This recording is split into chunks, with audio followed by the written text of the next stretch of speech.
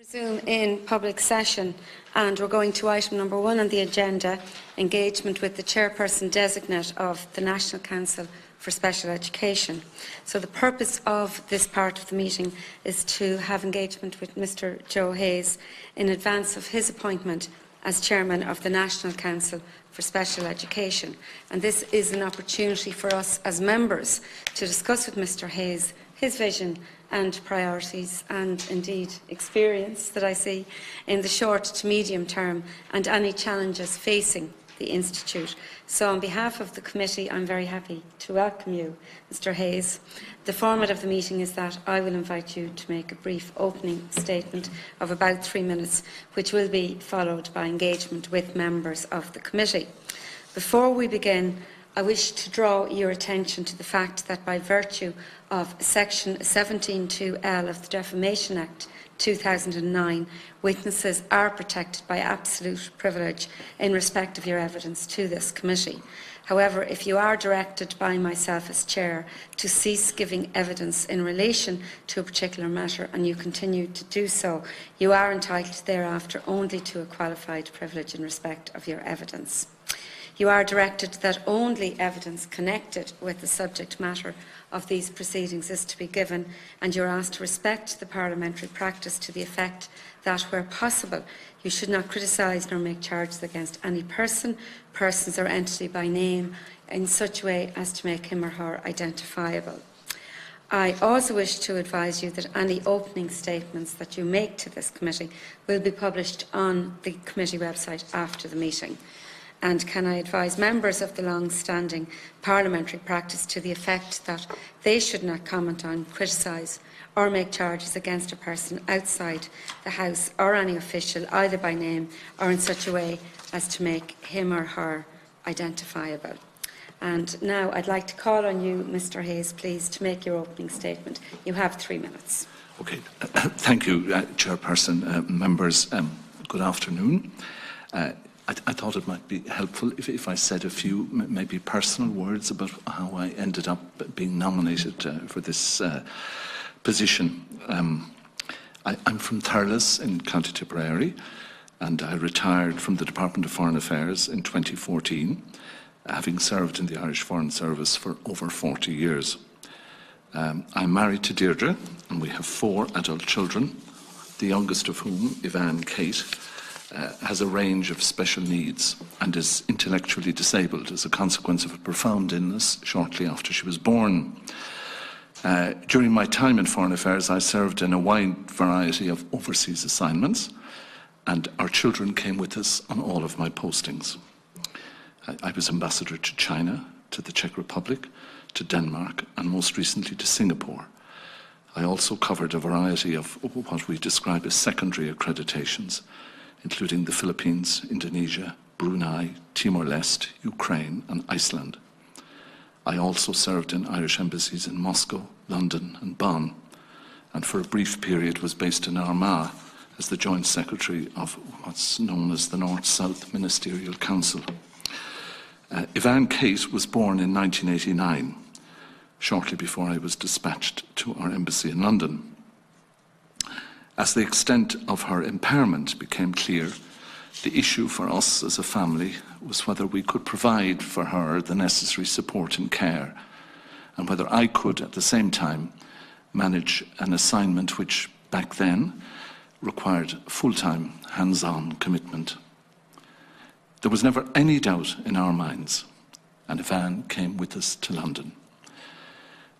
We were there at the height of the Thatcher government, which had a strong public emphasis on wealth creation and rampant individualism. Nonetheless, during our 4 years in London, Ivan Kate received an outstanding level of medical and educational care and support. Several years later, I was sent to China. Again, we never had any doubt but that Ivan Kate would come with us to Beijing, and we would go there as a family, despite what we were warned at the time would be the very obvious challenges of bringing an 8-year-old special needs child to China. It would be socially and culturally challenging for us to adjust, not to mind for a Western child with special needs. There would, we were warned, be no access to schooling, no support, no understanding of her disability. It also transpired, when we arrived, that the expatriate international school community did not recognise special needs. We were thrown back on our own resources and on the support of the Chinese system. In the event, our most fulfilling posting was our 4 years in China. Evan went to school, was deeply loved and supported by a succession of Chinese carers, and lived a happy, contented, colourful and fun-filled life. Of course, not everything was perfect, and it would be wrong to use our positive experience with our special needs daughter as a benchmark for any generalised judgment on Chinese attitudes to human rights and fundamental freedoms. During our time in China, it helped that disability carried almost a badge of honour, since the son of Deng Xiaoping, Deng Pufang, had been a wheelchair user since 1968. He'd been thrown off a high building by the Mao's Red Guards during the Cultural Revolution. Despite China's single-party authoritarian system, our vulnerable daughter was accepted, included and respected. And because of that, I learned one enduring lesson. I came to realise that the singular mark of a civilised society is its ability to acknowledge and care for the most vulnerable, for the voiceless, for the disabled. A society which ensures equality and respect for its special needs children is, for sure, a worthwhile one, whatever might be the deficiencies of its political system. And that, Chairperson, members, in summary, is the background to my readiness on my retirement to become involved with the area of special needs. There was never any doubt in my mind that this was the way to go, the best way for me to use whatever few talents I have to return something to the state that had employed me for 4 decades. To my mind, the NCSE is symbolic of Ireland's commitment to equality and fairness, a commitment endorsed by successive governments, and one which, despite failings and imperfections, reflects, in my view, the best of our society. If the committee ratifies my appointment as chairperson, I will work particularly to ensure that the parental perspective plays a formative role. I will also, I have to put this on the record, to continue the excellent work of my predecessor, Eamon Stack, who directed the Council with flair and skill, managed during a lifetime of experience as a teacher and senior schools inspector. Eamon had, of course, the support of a talented, experienced and supportive Council, which operated as a strong, united team. Thank you, all of you, for your time and attention. Unlike my distinguished predecessor, I have no background in education, no particular skills in that area, and no professional insights. I have, however, a lifetime's experience as a parent and an abiding belief that the most important person is the child, the adolescent and the adult recipient of our services. They are the heart and centre of everything we do. Thank you.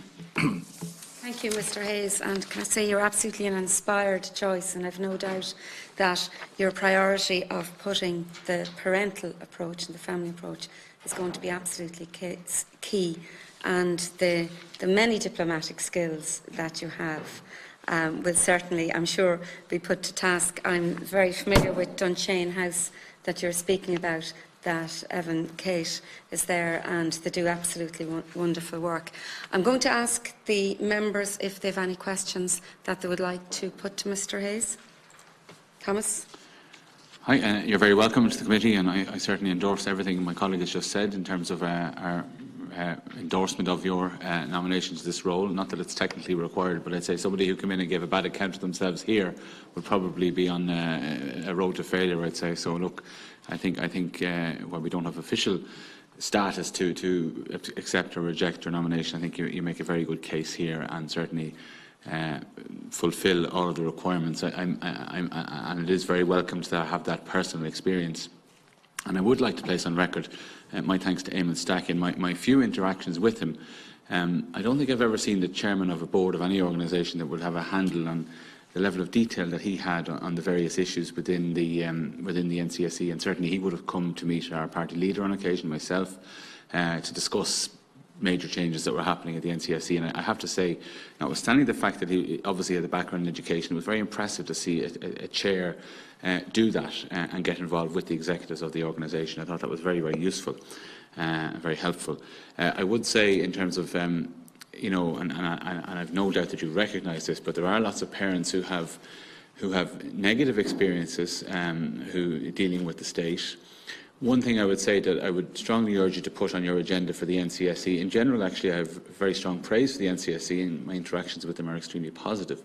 But one area where I find that the system falls down, I'm not particularly blaming the NCSE for this, but oftentimes when support is refused or not given or partial support is given, I find that the parents are usually very disappointed, they usually feel let down, and there doesn't seem to be a way for them to channel that or even to get reasons for that or to have some kind of an interaction in relation to a refusal of support or an allowance of support that they don't deem to be sufficient.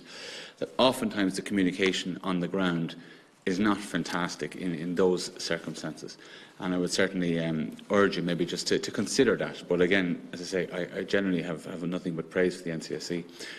Because obviously, and the reason I have is that they're an independent organisation effectively.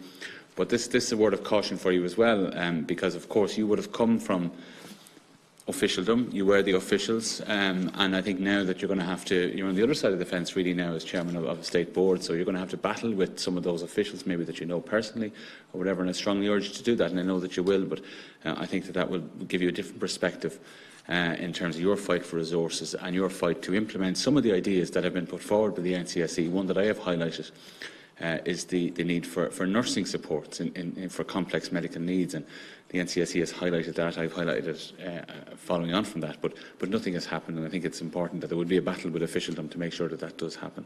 And I say that with all due respect to officials who all do a particular job, but you're now on the other side of the fence to some extent, I think. Okay, thank you, Deputy Byrne. I'll take the questions and then I'll come back to you, Mr. Hayes, if that's okay. Deputy Martin. Thank you. You're very welcome here today, and I also want to acknowledge the work of your predecessor, Eamon Stack, for the important work he's done in this role. And I'm quite moved by your presentation. It's not the typical presentation that we get here, and I think that's a breath of fresh air. And I think that's what you'll lend to this role. And I thank you for sharing that personal story of Evan, Kate, and your full family with us. You know, it really struck me when you said that the singular mark was to care for of civilised society was to care for the most vulnerable, for the voiceless, and for the disabled. And at the very end there, when you said the most important person is the child, the adolescent, the adult recipient of our services, they're at the heart and centre of everything we do.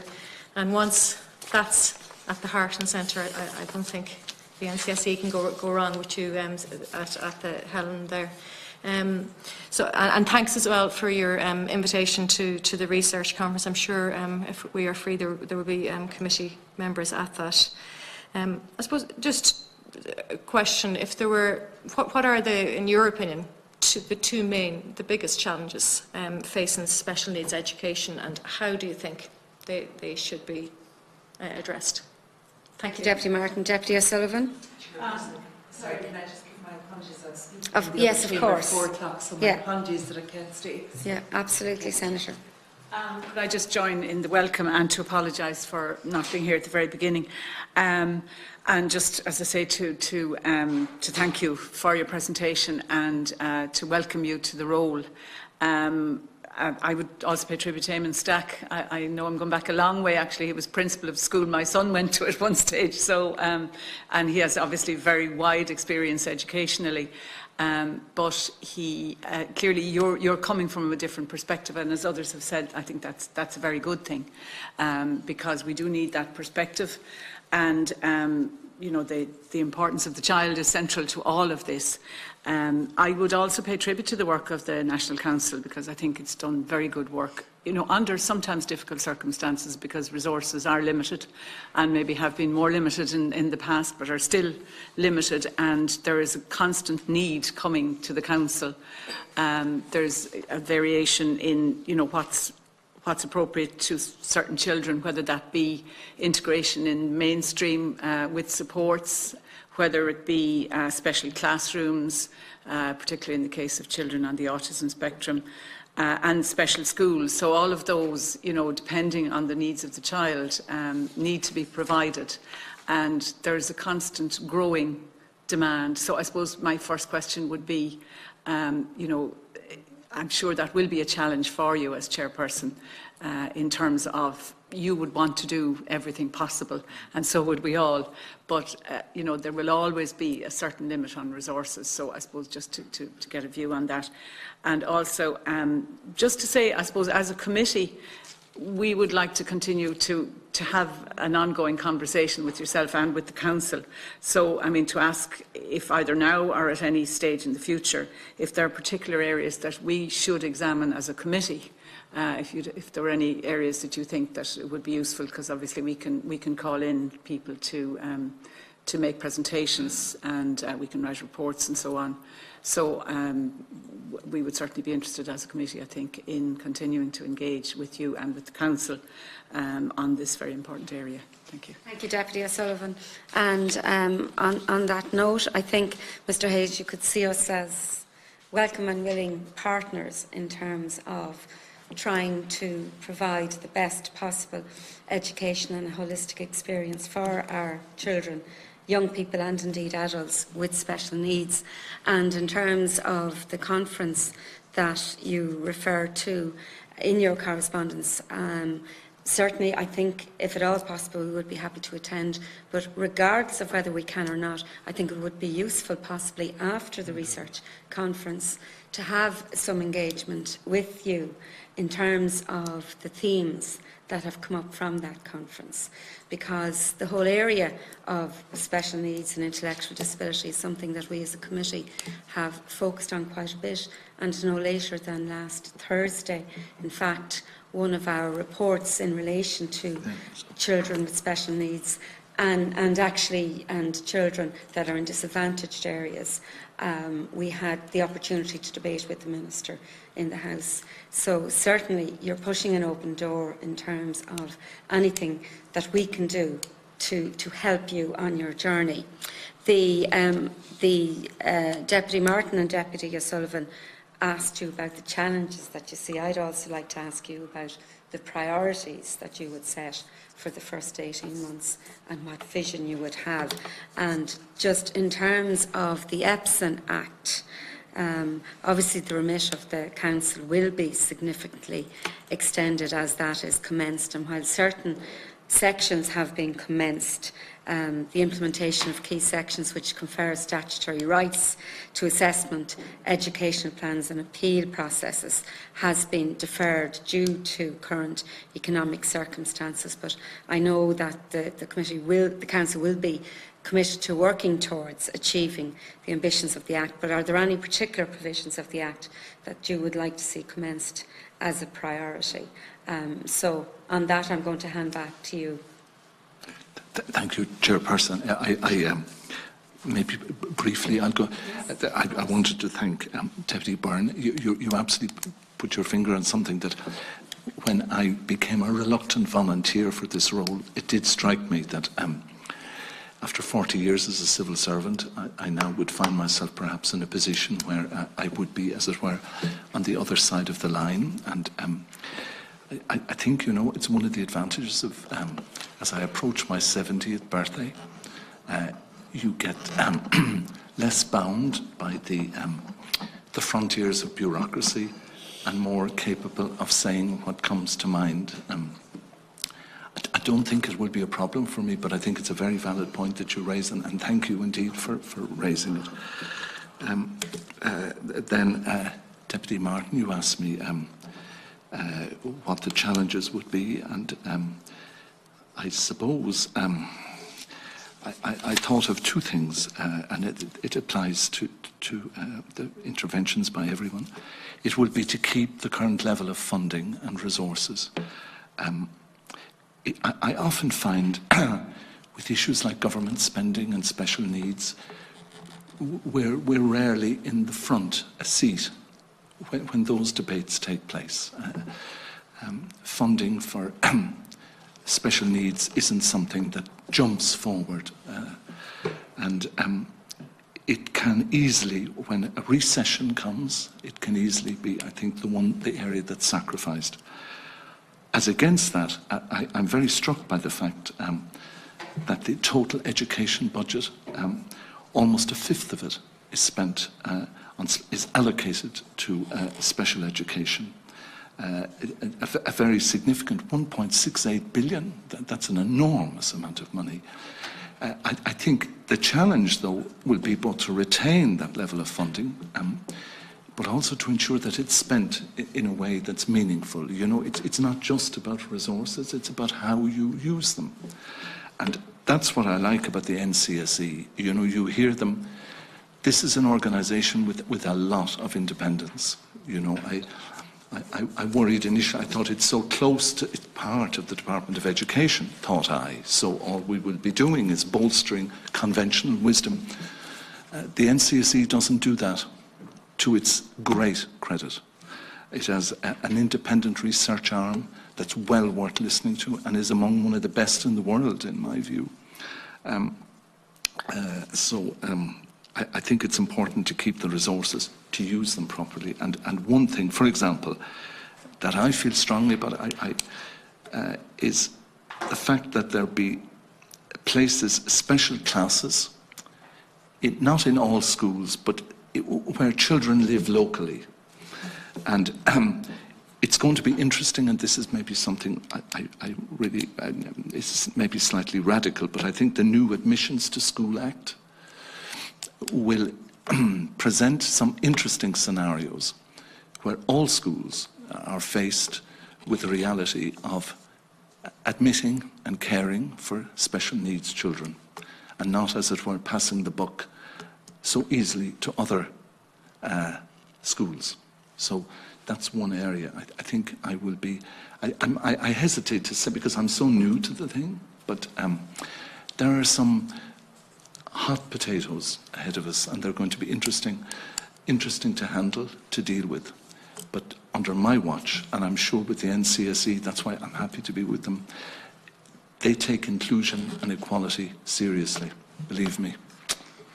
And we'd be delighted, absolutely, I mean it. We need political support and attention.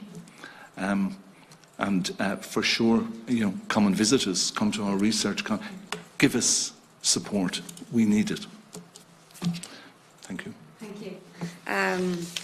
Thank you very much, Mr. Hayes. I've no doubt that your experience as Evan Kate's father is going to bring that new, fresh perspective, which is probably needed. And you have, I suppose, a personal legacy that you will be able to ensure that other children will have the opportunities that Evan Kate had. And interesting to hear about your journey around the world, and in terms of how society treated people with intellectual disability. I too speak from personal perspective. I have a brother who's Down syndrome and living in Kildare also.